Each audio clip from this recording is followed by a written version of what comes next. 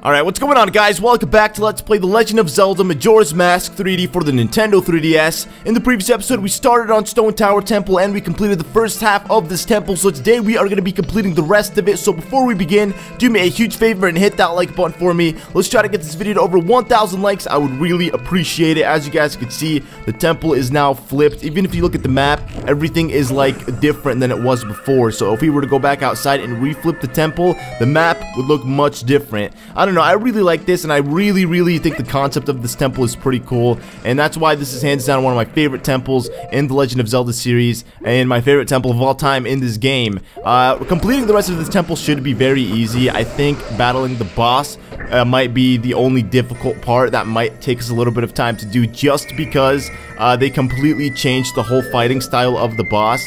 For those of you guys who've played the original Zelda Majora's Mask, you'll know that you obtain the Giant's Mask somewhere in this temple, and in this game they actually changed it. You don't obtain the Giant's Mask anywhere in this temple, you actually obtain it during the boss battle of this temple, which is very weird. It might come off as like, wait, how are you supposed to kill the boss then? Well, it's very easy. It's the same concept, but it's just different, I guess. I mean, it's different, but it's the same. I don't know how to explain it. I just have to show you guys what I mean. But here's the key that we activated, and there's actually going to be another stray fairy that I'm going to try to activate, and we're going to come back to the second stray fairy later. Actually, there's two more in this room, besides the one that we just activated. So we're going to go ahead and pick up this key really quickly, and then I guess we'll hookshot our way to that stray fairy that we activated, or that we found.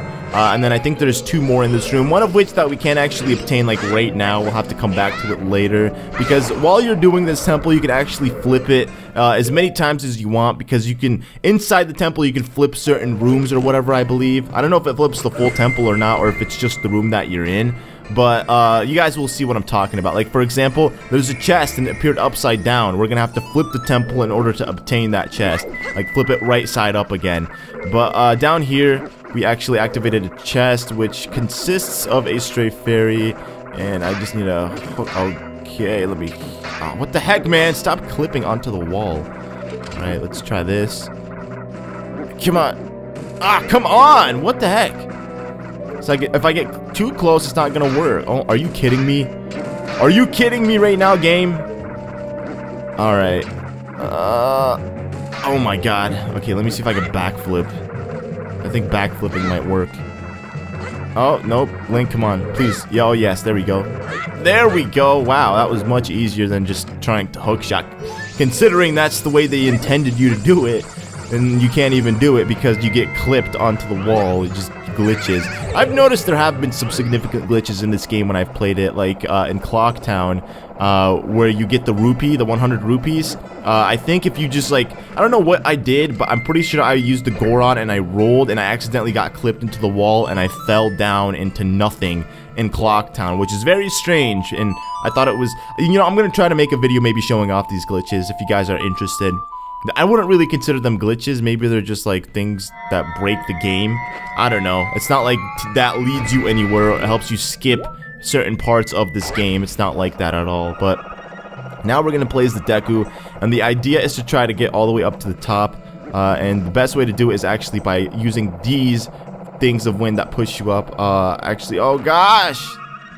I almost got hit by that. That would have sucked. Alright, let me see. I think I'm gonna want to hit that. Did it break? It, wow, they don't even do anything. Okay. So I guess we'll just leave that be. Let's try again. Okay, gotta be careful. Okay, slow. Oh my god! I am having a hard time doing this. This is not my cup of tea right here. Even though they made like controlling the Deku in this game much easier, I just still have a very hard time doing things like this for some odd reason. And there it is, the 9th stray fairy. The last like 6, we're actually gonna have to backtrack for them. I don't think there are any in like rooms we haven't visited before. But now we're gonna use this key and we're actually gonna make our way inside of this room, where I think we're gonna end up having to play through like this little puzzle thing where you're flipping the room back and forth. Like, for example, this room right here. The only way we can get across to the other side is by flipping the room and then using the Goron to swim across this nice pool of lava, because, you know, Deku Link can't do it, Zora Link can't do it, Link can't do it, only Gorons can. And I always, for some reason, do that. Why? I don't mean to take out the Deku. I mean to use the freaking light arrows. Maybe I should switch them, but nah. Okay, so into this room. This is the room that I was actually talking about, where we're gonna have to flip back and forth just to get a block to move in a specific spot. There is the space for the block, and there's the block right there. Okay, and as you can see, it gets stuck because of the way the ledges are in this room, so you have to kind of like push it a certain way, like a very specific pattern. Oh my god. Why do I keep doing that? Okay. Flip the room.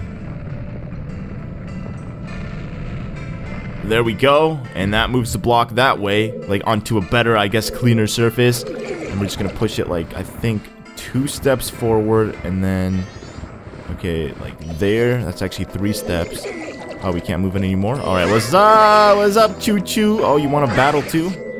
They look weird. They're not even green. They're like this very yellow tinted color. It's like that dress that was on Twitter yesterday, where like people saw it white and gold, and then people saw it black and blue. I don't know. You know, I wanted to see it gold and white, but unfortunately, all I saw was black and blue. And everybody's like, I see it white and gold, and no matter how many times I looked away and I looked back at it, I always still saw it white and or black and blue. And like I was getting, you know, like I was like, man, why can't I see white and gold? I want to be able to see this. It's funny too, because you know I thought people were messing around, but then I like texted my brother about it. I'm like, hey, like, what was this dress color? And he's like, oh, it's black and blue. And then he texted me back. He's like, well, what color is it supposed to be? I'm like, yeah, it's black and blue. You're right. And then he like texted me an hour later. He's like, oh crap, what the heck, dude? This thing is now gold and white. This is weird. And I'm like, oh, well, I guess you're blind. You have eye cancer. That's not a thing, is it? There's no such thing as eye cancer. That's messed up. No, but it's very weird how like people saw it differently. I didn't see it differently. I know some of you guys who are watching this video probably like were around on Twitter when that thing went down, and you know, I'm talking about it just because like it was such a big thing, and it was something so stupid too, like a color of a dress. And that's like what was like trending on Twitter all night. It was like the #1 trend, and millions of people were talking about it. It's insane.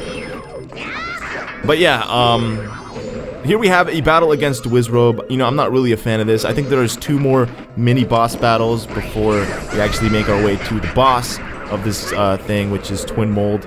It's actually 2 like dragon-like serpents. They're not really dragons or anything. They're like what's like the bug that I can use? Like centipedes. Every time I look at them, I'm reminded of like really, really big centipedes, and that's all. Oh my god, Wizrobe, you need to chill. You know what's weird? This is like not the last time we have to battle him too. Like we're still going to have to battle him even after doing this temple. I'm not really like, I don't mind it or anything, but it just be nice if I don't have to battle him again. I don't think he's as bad as like when I had to take him on in Snowhead Temple. Oh my god! That's his problem. He just spews like balls of fire that spawn lava all over the place. Okay, where's he gonna spawn this time? Oh, brother! Brother, where are you going? Where is this man? Okay, there he is. What's up, man? Oh my lord. Imagine if I had the Great Fairy Sword. I'd be able to knock him out in like 1 hit.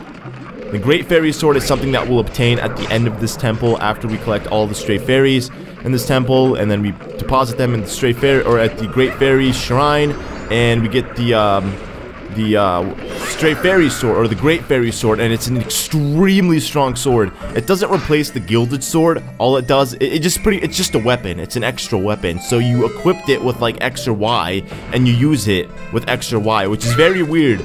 I don't like how it was in that game. That's the one thing that I hated about like Majora's Mask, is how like the Stray Fairy doesn't actually replace your Gilded Sword, because if you have something as powerful as the Stray Fairy, there's really no point in wanting to use the Gilded Sword. They should have made it like Ocarina of Time, where they gave you the option to switch between like the Kokiri Sword as Young Link to the Master Sword as Adult Link, and the Bagoron Sword as Adult Link, as opposed to, you know, using one as an item and then having your Gilded Sword as your main sword and your only sword. That's if you even got the Gilded Sword. So, I don't know, I just wasn't a fan of that. I would have preferred if they like let you use, because like even Link, I don't think even like a Fierce Deity Link uses the Great Fairy Sword or the Gilded Sword. He has his own sword, which is strange. And his sword looks the coolest too, because it has like 2 blades that intertwine in each other. Unless that's the Great Fairy Sword. I don't really... No, the Great Fairy Sword doesn't look like that. When Link holds the Great Fairy Sword, like young Link holds it in this game, he's holding it with both of his hands just because it's a bigger sword. So, it's not bad. But yeah, here we'll find another key. I'm presuming, yep, there we go. Another small key that which we're actually going to use in an upcoming room where we'll find a couple more stray fairies and one of those thwomp-looking thingies. Let me see. Okay, yeah, this is definitely the room. So let me see. I think I have to... Is there a switch that I have to flip? I don't think so. Oh, now that works? Now that works?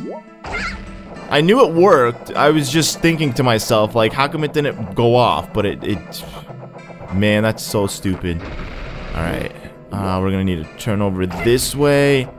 See how everything's upside down? This is not the order of things. Things aren't supposed to be like this. That's why you see the sky underneath us. Otherwise, we'd be able to, like, walk. Oh, gosh.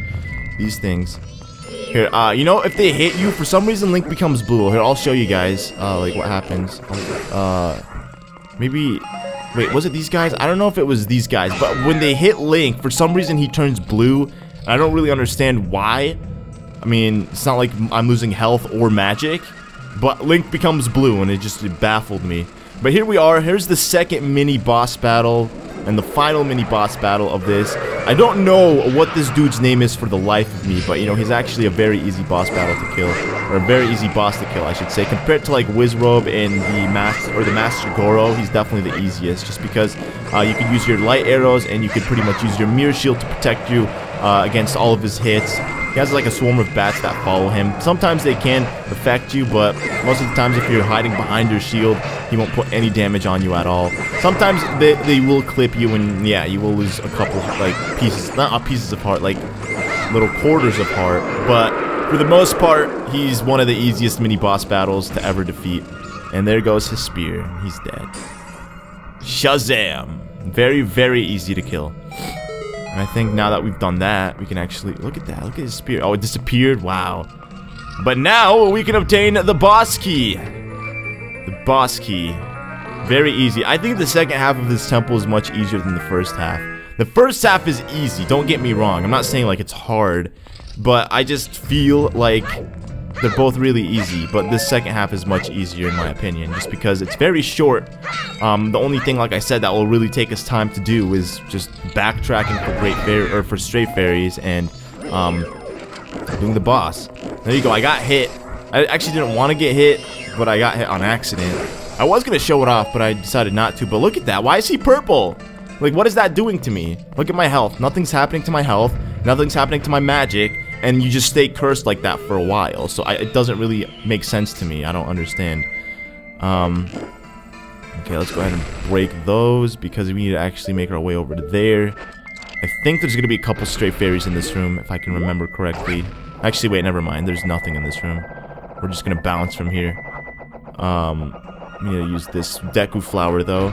Because, unfortunately, we're not going to make it with just one.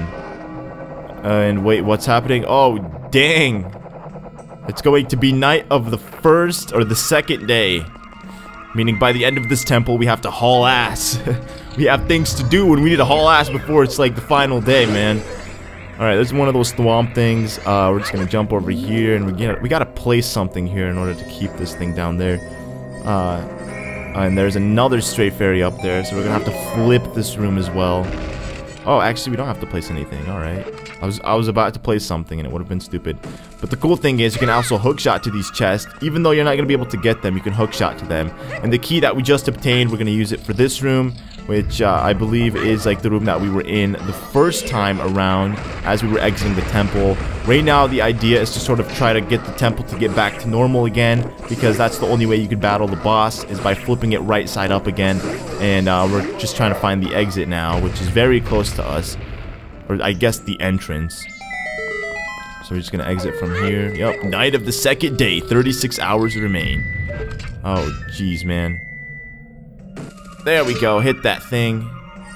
And that activates a beautiful chest, which we'll use to hook onto. Alright, and we'll come back to that later. It's not like we'll use that now. I think this is that room that we were just in. I'm pretty positive it's the final room right before you take on the boss. Is it? You know, I don't really remember. But this is the main room, the entrance, I guess you could say, of the temple. If you hit that switch, a chest will appear consisting of another stray fairy. We're gonna pick that one up, and then I guess we'll exit the temple and then flip it right side up again. And then, unfortunately, we're gonna have to place those empty vessels. Well, they're not really vessels, but we have to place those things back on those switches in order to get back to the temple. So that's what we're gonna have to do once we flip it. Cause see, this is how it looks like. Even when Link jumps out here, for some reason, like, you have an echo. It's weird. Like Link's voice echoes for some reason. It doesn't sound the same. But anyways, guys, I will see you guys once I place all these switches back to place. And we are done. Look at it. Music is back to normal. That's so weird how like the music changes when you flip it. It's worse, but yeah, it's also good. I like it now. I like it better. The original way actually has more tone to it, I guess you could say. But wow, that's so weird. So now that we activated this chest, it's the one that we clipped on, we can obtain this stray fairy, then I guess we could go back and obtain the remaining stray fairies that we haven't obtained, with the temple being right side up, and then we can just take on the boss.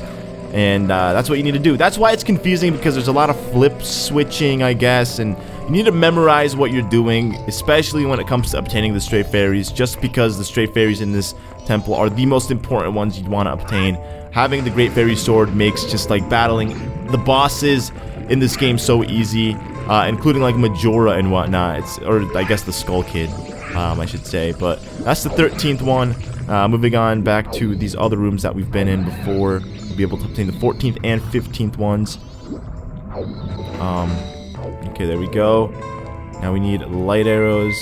I'm pretty sure I told you guys when I hit the switch here. Was it a chest that was activated? I don't think a chest was activated. I really don't know. But now I need some magic. Oh, yeah, there we go. That's all the magic I need. Okay, let's go ahead and hit this switch. Imagine if you didn't have the light arrows. It's night. How are we supposed to like shine light onto that thing? All right. Do you wanna die? Gosh, dang it. It's not even worth taking out the blast mask to kill this thing. Alright, we got the 14th stray fairy, so we have one more stray fairy to go, and that will be it, guys. We can make our way to the boss. We easily could have made our way to the boss like a while ago, but like I said, having to backtrack and find stray fairies is just usually the worst part about temples in this game. It's why, like, you know, in Ocarina of Time, I guess I could say I enjoyed the temples more. Except for this one, like, don't get me wrong. Again, I'm not trying to contradict what I say. This is hands down my favorite temple in any of the Legend of Zelda games, including this game. But, I'm just saying, in, like, other Zelda games, it was easier just because there wasn't, like, this burden or this worry of having to obtain and find all these stray fairies. And that's, you know, I guess for some people it's fun. For me, I'm not really a big fan of that. It's just, there's too many. 15? I don't know. But the good thing is, like, when you do collect them all, and you enter back into a temple, they actually appear on the map, so... once you memorize them, I guess you're good. I realize that, like, if you play a video game on your own, without the help of a guide or the help of a friend, you do things and they stick with you. They stick in your mind. Like, you actually memorize them. You get them down. That's why I will always try my best to play games and never, ever, ever resort to using a walkthrough online or asking anyone for helps, just because, you know, I know if I do it myself, it's like not only do you get like a more sense of accomplishment, but you also get the, like it also sticks with you more as opposed to, you know, just like watching it, replicating it, and then forgetting it like a day later, if that makes any sense. But we obtained all 15 of the stray fairies in this temple, so now with that, we are going to make our way to a Twinmold, the boss of this temple. And we actually need a hookshot up here. We're gonna be using the hookshot a little bit now in order to make our way over to him. He's actually very, very close to this room.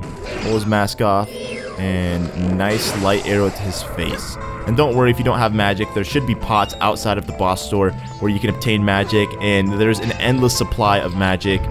We could have obtained the blue milk in this game, and the blue milk, what that does, it actually allows you to, what does it do? It gives you like infinite magic pretty much. So I didn't do that just because you don't necessarily need it. Again, you get a crap load of magic battling these bosses, they give you an infinite amount of magic, so you don't have to worry about ever like running low or not having any to defeat the boss, because you will. Believe me, you will always have more than enough.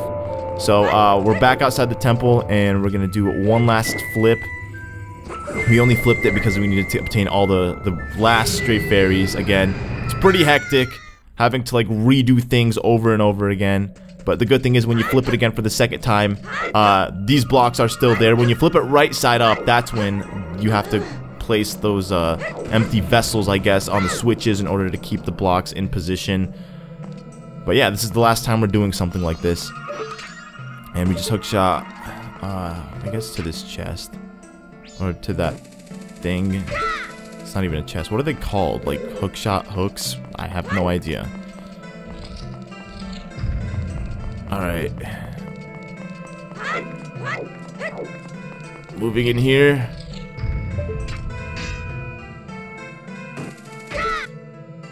There we go. I was actually having a little bit of trouble hookshotting onto that chest, because those stupid things kept pushing me back. Okay, there we go. Come on, there we go. There we go. I did it. Woo! Alright, not even bad. And like I said, there's lots of pots here, so you can obtain infinite amounts of magic and hearts, so you don't have to worry about not having any prior to taking on this boss. Anyways, guys, here we go. Are you guys ready for this? I'm super excited about this. Oh, yeah. Into the vortex. It's like we're in a whole nother dimension.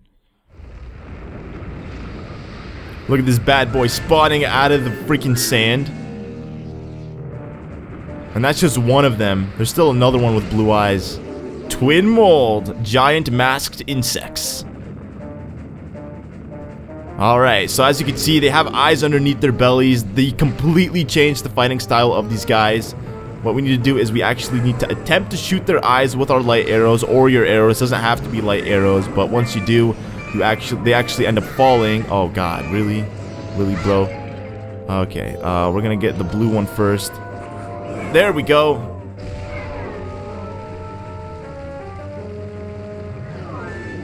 Alright, sorry about that. I had to do a quick edit just because I was having a very hard time taking down the eye. Every time I knock him down, I for some reason I don't have the capability of hitting the eye. I miss all the time, and then he spawns back up in the air. So, whew, I'm glad I was able to do that and not waste more time doing so. Using your light arrows and forward slash attack are the best ways to deal as much damage as you can on this person. Again, this is split into 2 battle phases. Once you kill the first Twinmold, you'll actually move on to the second battle phase. And there's like a kind of a transition in between. The reason I know this is because, like I said, I played this on my own time. Here in the middle of the battlefield, they actually spawn. There actually spawns all this green magic, so you have pretty much an infinite supply of green magic. You never have to worry about not having any, which is really cool. That's why I didn't actually obtain the blue potion in this, because I did it in my my practice file, I guess you could say, and I got it, and I was like, there's really no point in having it because they give you all this magic, so it's kind of a waste to have it, you know? Pay money for this blue milk that you're probably not gonna necessarily need. Plus, you know, not many people know how to get it, so I'm trying to like do it the most common way, so that way you guys, if you're watching this as a guide, you know how to easily do it, and you don't have to worry about like, hey, how does he have the blue magic? Why is it so special? But there it is. I think that is it for the first one. He is easily dead. Very, very easy. The blue one, I wanted to kill the red one first, but oh well. The blue one is dead, and watch what happens now. Again, they completely changed the fighting style of this battle. It's very, very cool. And in the middle spawns a chest. As you guys probably were aware, I didn't obtain the Giant's Mask within the temple. And the reason for that is because they saved it for the boss battle. So we're going to go ahead and open this chest. And what lies beneath or inside of this chest is, in fact, the Giant's Mask. Look at that. You got the Giant's Mask. Within lies the might of a giant. So we pretty much put this bad boy on and we turn into like a Titan from Attack on Titans. Except, you know, I guess we're more coherent and we have more self-awareness of what we're doing, and we have more control over our actions and whatnot. So you want to like put this bad boy on like immediately. Don't even hesitate. We're going to put this bad boy on like right away. Replace it with the Deku Mask. Oh my god. And look at this. Link loses his shield and his sword. And look at that. Oh my god. He literally uses his fists. before in the original game, all they did was just make Link bigger, so you still used your sword and shield. And now what we do is we actually get to attack the Twinmold, and as you can see, there are boulders placed around. Attacking Twinmold, there's a couple different phases to this battle. First of all, you have to attack him multiple times by hitting him with your fist, and then at one point he'll end up hitting the ground. You pick him up, you spin his tail, which we'll end up doing, and then the second phase, which is actually the last phase, you take both of these rocks and you throw it at him, and a huge eye, I believe, will spawn out of him. Actually, not in this phase, because this phase you have to grab him from his like butt and spin him around like Bowser. I guess he took a page out of Mario's book. So long, gay Bowser. And that pretty much attacks his eye for you, so you don't even have to do any like physical work on his eye, because smacking him like that on the ground does all the work for you. So we can move. Look at how awesome he looks, dude. Gosh dang, Link is a beautiful like boy, as a Titan.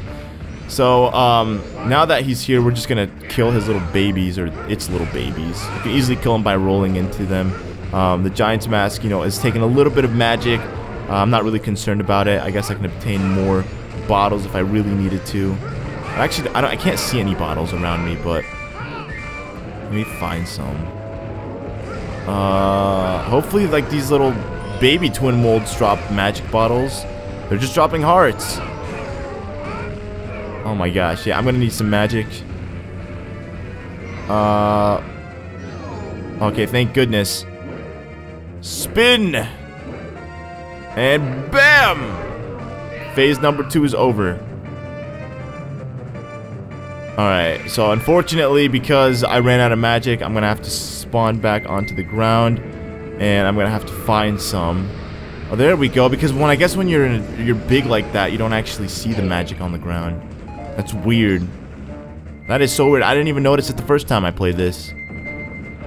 But now that we've done that, we're moving on to the final phase, where we pretty much pick these boulders and we throw it on him. You have to be very precise with your throwing, with your aim, I guess, otherwise you'll end up screwing yourself over. This reminds me a lot of Attack on Titan, when Aaron was carrying the boulder. Like, if you guys haven't watched Attack on Titan, well, I'm sorry for spoiling this, but if you don't want me to spoil it, just mute the video right now. But Aaron reminds me of Attack on Titan, when Aaron's taking the boulder and he's trying to cover the hole in the wall with it, and he pretty much becomes a Titan and carries the boulder just to place that hole in front of the wall, or place the wall in front of the rock in front of the freaking hole in the wall. I can't freaking focus on two things, but that's what it reminds me of, and that's why it's really cool. Just because, you know, Attack on Titan has easily grown to become one of my all-time favorite animes. I really like look forward to like seeing the rest of that, and I'm just like so fascinated by the idea of Titans. Like, when you read about the story and you try to figure out and learn more about it, it's actually such a great story. So I don't know, I really like it, and this reminds me a lot of Attack on Titan. I guess you could say Nintendo copied them. I know it wasn't their intention, but I know someone's gonna be like, wow, Nintendo copied Attack on Titan, especially with the boulder throwing. What the heck? Oh, thank you. Magic are in these. Okay, so there he is. This is my opportunity. Once I kill those little babies. Sorry, little babies. Look at the middle, dude. The middle is so small. Like, that's where we obtained our magic from, and like how small it is compared. I guess we grew really big. Like, we literally became like huge. Imagine how big that boulder must be, like the size of a building or something. And then we hit him, thank goodness. I was having a little bit of struggle on him, but this should be it, the last hit. Because all you needed to do was throw both boulders at him. There's probably different methods to go about killing Twinmold, but this is the easiest way I found in doing it. Or I guess the only way I know of doing it. Just attacking him and then hitting him twice, or spinning him twice, and then in the third phase you just take the boulders, toss them at him, or her, whatever gender it's supposed to be, and do the last spin attack and you're dead, or it's dead, I should say. So overall, it was a pretty fun, easy boss battle. It gives you that sense of accomplishment, like you actually feel like, you know, it was the perfect way to end off a boss fight. And with that, we'll actually obtain another heart container, as well as the final Giant's Mask in this game. So that is it for temples in this game, meaning we literally have like, what, 3 more episodes before the finale, which is insane. But we got Twinmold's remains. In the next episode, we're actually gonna get the final Great Fairy upgrade, and there are 2 pieces of heart that I actually skipped over that I should have obtained while doing this LP, like during Woodfall and during what's it called? Great Bay. I skipped over 2 pieces of heart, so I'm actually going to go and obtain those in the next episode as well as a 3rd piece of heart that we have to obtain only after doing this temple. So, I mean, overall, it's going to be a pretty eventful episode, and it's just bringing us closer to the end of the game. Then after that, we're going to be doing the Anju and Cafe quest, where we pretty much reunite a love couple together. It's one of my all-time favorite quests in this game, because, you know, there's a lot of story behind it, and a lot of things that we've done in this game make sense after doing that quest. Like, a lot of things will be explained after doing that quest, because there are certain events that are tied to the quest, a lot of events actually that are tied to the quest that you don't actually realize until getting involved in that quest. So I can't wait to show it off, and you guys will be able to see like all these things that we've done, and like, wow, that makes sense why this person was there at this moment in time and this guy was doing that, because it all makes sense. So that's why I love the Anju and Cafe quest, and I think it's a quest that can only be done at the end of the game. And then I think we obtained from that 2 masks, and I think I want to say, I don't want to say 4 heart pieces. Maybe we do. I really don't know. I think it's 4 heart pieces. I have no idea, to be honest. It's been forever since I've played it. But that is it, ladies and gentlemen. We did it. We still have, like, what, 1 day before the 3rd day, which is pretty cool, meaning we could still do 1 last major side quest tomorrow, or in the next episode, and we'll still have enough time to rewind time and everything. But what is going on? Wait, what? I don't remember this at all from the original game. Oh, it's because I beat the last temple? Oh, this is about this area in the game. Okay, that makes sense. I mean, I have no idea. Maybe this is because I beat all the temples, but technically I still haven't, just because I rewinded time. So Woodfall, Snowhead, and Great Bay aren't technically beaten. Like, it's still snowy in Snowpoint, Woodfall's still poisonous, and in Great Bay, Lulu still lost her voice. Anyways, guys, that will conclude today's episode. Thank you guys all so much for watching. If you enjoyed, remember, leave a like, and I will see you guys all in the next one. Goodbye.